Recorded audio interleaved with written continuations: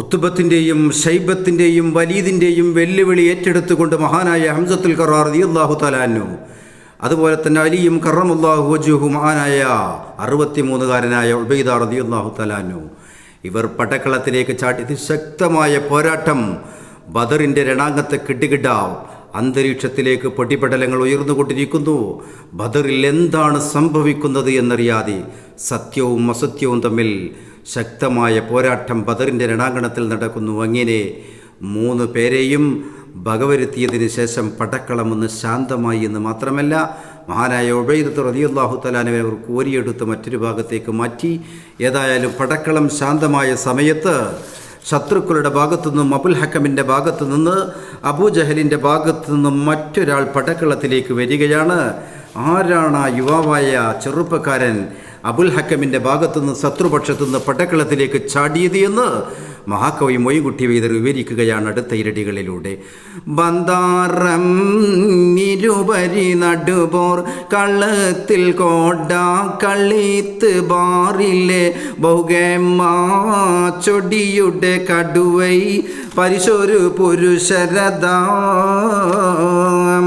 ചിന്താരപ്പുകളുடைய അതി കവറുക്കുൾ മകബൂർ അന്നത്തിൽ മുതിയോർ ജഹത്ത ചമർദോയില്ലധികമേ തടവിനു ബിലമുടയോർ ചിന്താരപ്പുകളുடைய തീക്ക് അവർക്കുൾ മകബൂർ അന്നത്തിൽ മുതിയോർ ജഹത്ത ചമർദോയില്ലധികമേ തടവിനു ബിലമുടയോർ. പിന്നെ പടക്കളത്തിലേക്ക് കുതിരപ്പുറത്ത് കയറി പടക്കളത്തിലേക്ക് ചാടി എന്തൊക്കെ അസഭ്യങ്ങൾ പറഞ്ഞുകൊണ്ട് സുന്ദരനും യുവാവുമായ ഒരു ചെറുപ്പക്കാരൻ വന്നിരിക്കുന്നു. അത് മറ്റാരുമായിരുന്നില്ല, അള്ളാഹിൻ്റെ ഹബീബിൻ്റെ ഇഷ്ടത്തോഴൻ മഹാനായ അബൂബക്കർ സിദ്ദീഖ് റളിയല്ലാഹു തആല അൻഹുവിൻ്റെ മകനാണ്. അദ്ദേഹത്തിനെ കണ്ടാൽ തന്നെ എന്താണ് അദ്ദേഹത്തിൻ്റെ രംഗം മഹാകവി ഉമൈൻകുട്ടി വിവരിക്കുകയാണ്.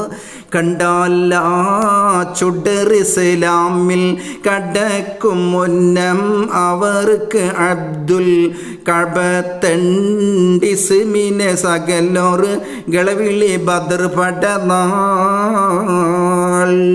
അബ്ദുൽ കഅബത്ത് എന്നായിരുന്നു പരിശുദ്ധമായ ഇസ്ലാമിലേക്ക് കടന്നു വരുന്നതിന് മുമ്പ് അദ്ദേഹത്തിൻ്റെ പേര്. ഏതായാലും അദ്ദേഹം ഇസ്ലാമിലേക്ക് കടന്നു വരികയുണ്ടായി. ഷാം യുദ്ധത്തിലൊക്കെ മഹാനായ അദ്ദേഹം അബ്ദുറഹ്മാൻ എന്ന ഹബീബായ നബി തങ്ങൾ പേരിടുകയുണ്ടായി. അങ്ങനെ ഹബീബായ നബി തങ്ങൾ അബ്ദുറഹ്മാൻ എന്ന് പേരിട്ടു എന്ന് മാത്രമല്ല, ഇസ്ലാമിലേക്ക് കടന്നു വന്നതിന് ഷാം യുദ്ധത്തിലൊക്കെ അതിശക്തമായ പോരാട്ടം 2 വില്ലാളികൾ നടത്തുകയുണ്ടായി. ഒന്ന് അബൂജഹലിൻ്റെ പുത്രൻ ഇക്രിമ റളിയല്ലാഹു തആല അൻഹു, മറ്റൊന്ന് അബ്ദുറഹ്മാൻ സിദ്ദീഖ് റളിയല്ലാഹു തആല അൻഹുവിൻ്റെ മകൻ. അതാണ് മഹാകവി മൊയ്ൻകുട്ടി വൈദ്യർ ഇവിടെ വിവരിക്കുന്നു. രണ്ടാജ പുല്ലി പുന്നദീനിൽ ഉരത്ത നാളിൽ മാറിത്ത് അബ്ദു റഹ്മാനുണ്ടവരിലെ നബികൾ കതിപതിനെ ബീഡലായി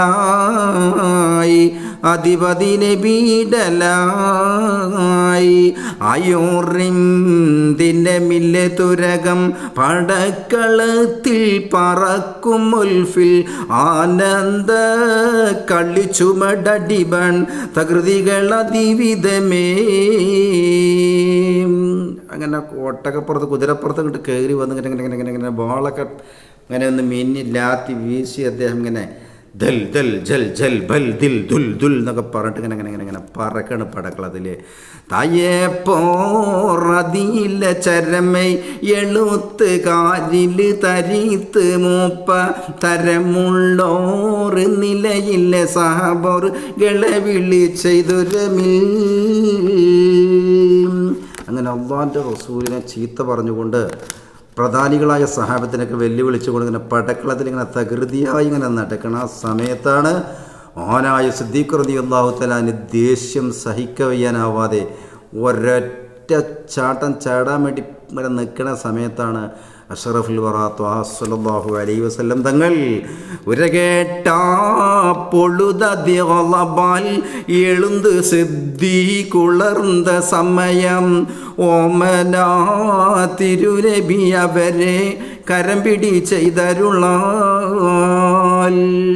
മകനോട് നേരിടാൻ വേണ്ടി മഹാനായ സിദ്ദീഖ് തങ്ങൾ ഇങ്ങോട്ട് ചാടി പുറപ്പെട്ട സമയം അള്ളാഹിൻ്റെ റസൂല് കൈമട് പിടിച്ചു, വേണ്ട വേണ്ട സിദ്ദീഖ്, വേണ്ട സിദ്ദീഖ്.